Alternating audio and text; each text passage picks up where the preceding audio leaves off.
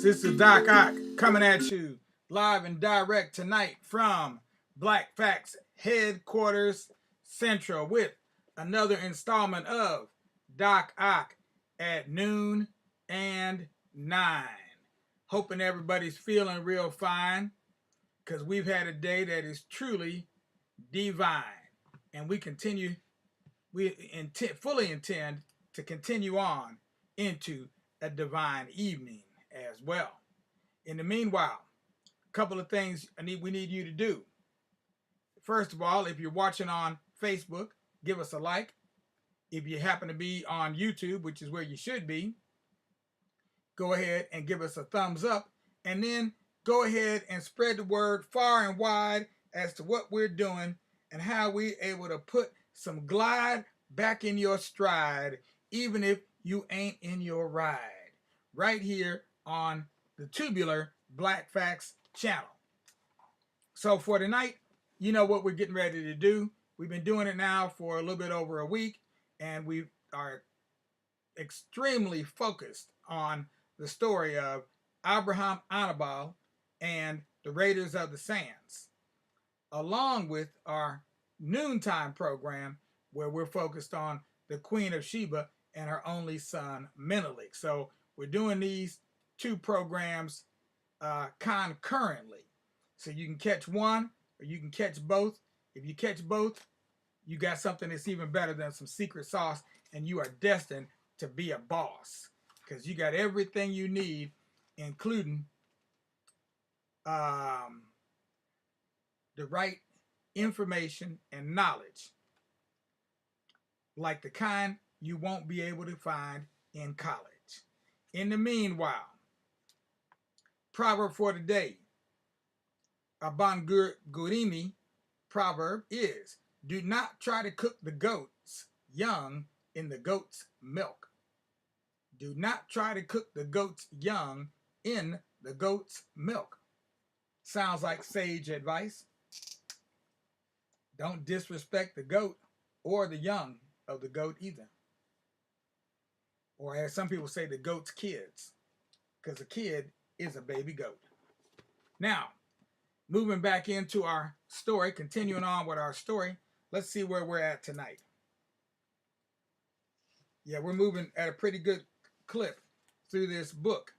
And we left off last night talking about Dr. Poinsett and his impending or soon to occur return to his native land of France. And we're also talking about His Majesty Louis the 14th. Louis the 14th, who had style and grace in abundance.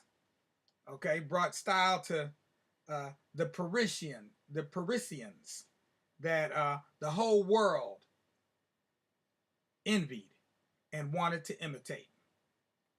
So let's see where we are now. We don't need our glasses. These words in here are pretty big, so we'll go without our glasses. But let's go ahead and return to our slideshow. And we have here, as you can see, 3 Ethiopian youth. Well, I guess really we got a girl, a boy, and a full-grown woman. That's right, all from Ethiopia. Dr. Poinsett even took his hair off again and showed Abraham his bare head and told him how to bow in the land of the Franks. All people of good birth, men and women, wore false hair, except for sleeping. He went on till darkness fell, and they had an awkward time climbing down. But the very next morning, the doctor kept his promise. They met under a shady tree near the house of the lions, and the doctor was holding a fat little book in his hands. This book tells us some of the great things in my country. Look here at the first picture.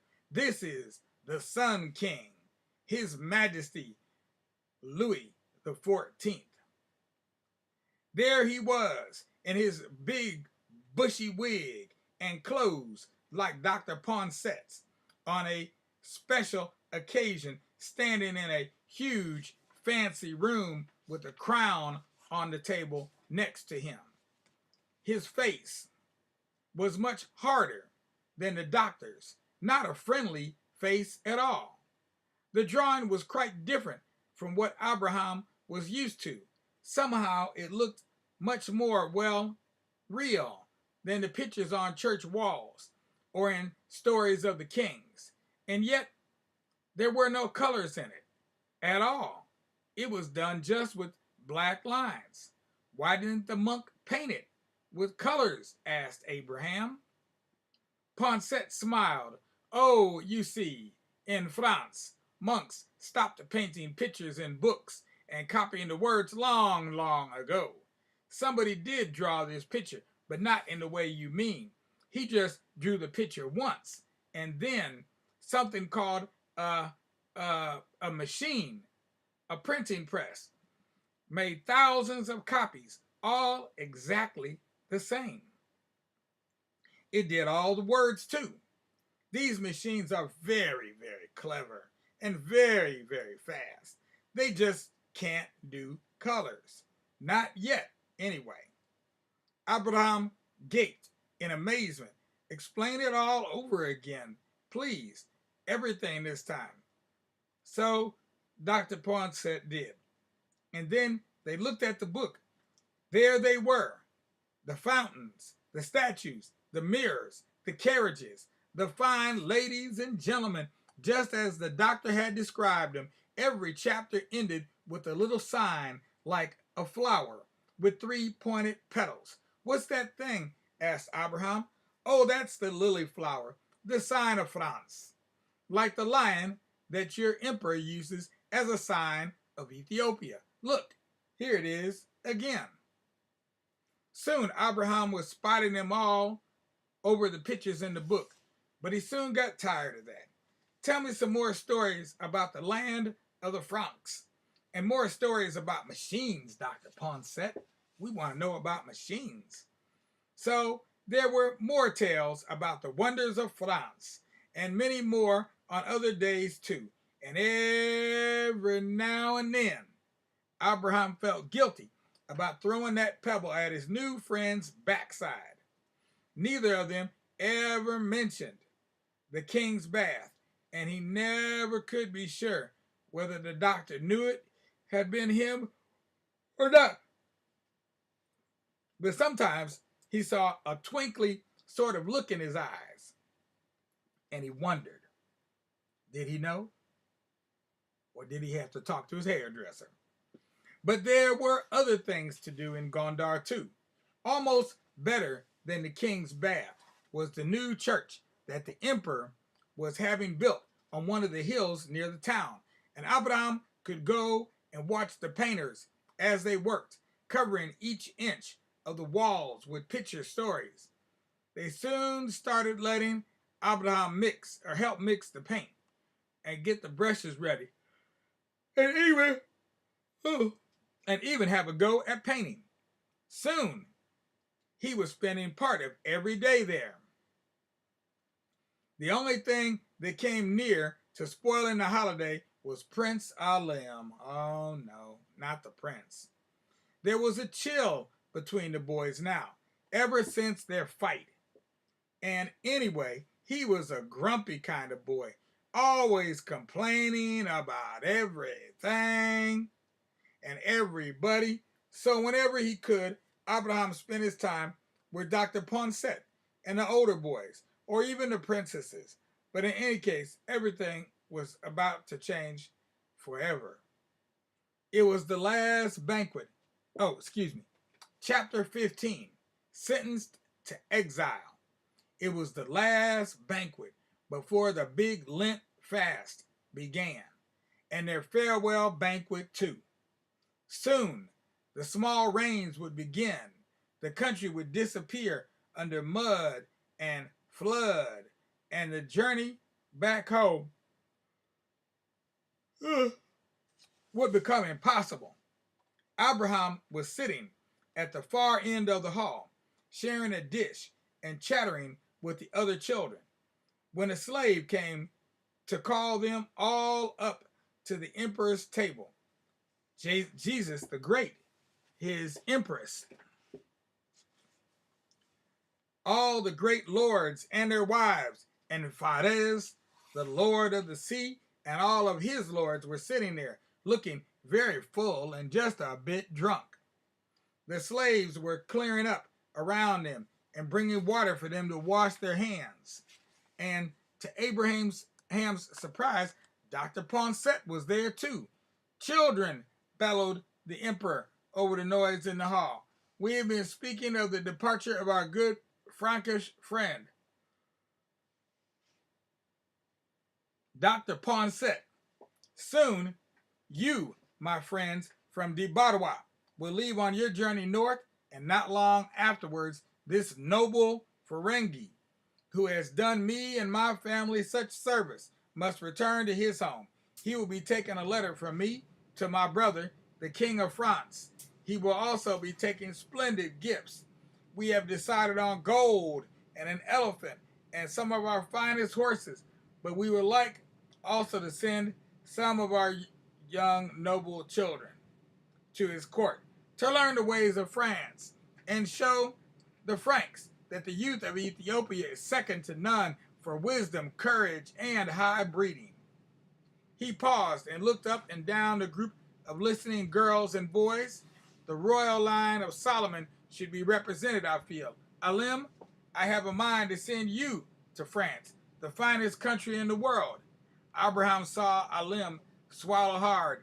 He opened his mouth, shut it again, and then said, in a funny kind of croak, my royal father, if it is your pleasure that I should make that voyage, then I will undertake it with joy. But it would be a great sorrow for me to be separated from you. And he bowed down flat on the ground. He's cleverer than I thought, said Abraham to himself. Little toad. Jesus the Great turned to the translator and said, ask the doctor how they would treat my son at the court of the Sun King. The answer came back, he would be treated with all the honors due to the greatest and most powerful king in Africa. The emperor sat and thought for a little while. He's too young, he suddenly announced. The voyage is too long and difficult. Maybe later when he has more years over his head. The other children of the emperor started eyeing each other nervously. Jesus the Great, the Lion of Judah, looked them up and down again. Then his eyes fixed on Abraham. You, my boy, you are young, but you are already a hardened traveler. You have shown your courage time and time again. And you are also of the line of Solomon. You shall go to France. Fares, do you hear me? Your son shall go to France. He shall show the king of the Franks what the youth of Ethiopia are made of, and how they are worthy children of Solomon. Abraham did not sleep that night. The room was horribly hot, and the other children never seemed to stop coughing and snoring and fidgeting. Imagine never seeing home again, or mother, or Lahia, or Nimrod. My brothers are still up on Mount Damo. Maybe I won't even be able to say goodbye to them. Imagine never going hunting with father. No more swimming in the Mareb River. No more Granny Esther and her stories. No more Abba Mikael and drawing little Bible pictures. Imagine leaving them all behind forever. Well, almost certainly forever. And he remembered the warning expression on his father's face when he had wanted to protest to the emperor and beg him not to send him away. He thought of the words his father muttered at him as they all left the hall. Don't even think about refusing. It's no use. He's the emperor. And then Abraham thought again. That little creeping toad Alim managed to get away safely that time. So we'll pick up next time at the beginning of a new chapter called Home Again. Not Home Alone, but Home Again. So we'll pick up there. And in the meantime, all you little chillin' out there know just what to do. You know it's time for you to do more than get a clue. I need you to take your little head and rest it on your little pillow, on your little bed, and then wait for those sunbeams from that morning sun to beam down on your face as you leap up out the bed and stand beside me as my ace. All you little children need to get your rest tonight, because tomorrow will be a new day divine, and just maybe it'll be your day to take flight. Absolutely. So now we shall see just what it be. All you adults out there, you know what time it is too. Don't make me have to give you a quiz. It's time for you to go ahead, give us a like if you're watching on Facebook. Give us a thumbs up if you're watching on YouTube, and then go ahead and subscribe to the Tubular Black Facts channel. There's a big red button right below. Look down, press that button, and we will see you tomorrow with more from the story of the Queen of Sheba and her only son, Menelik.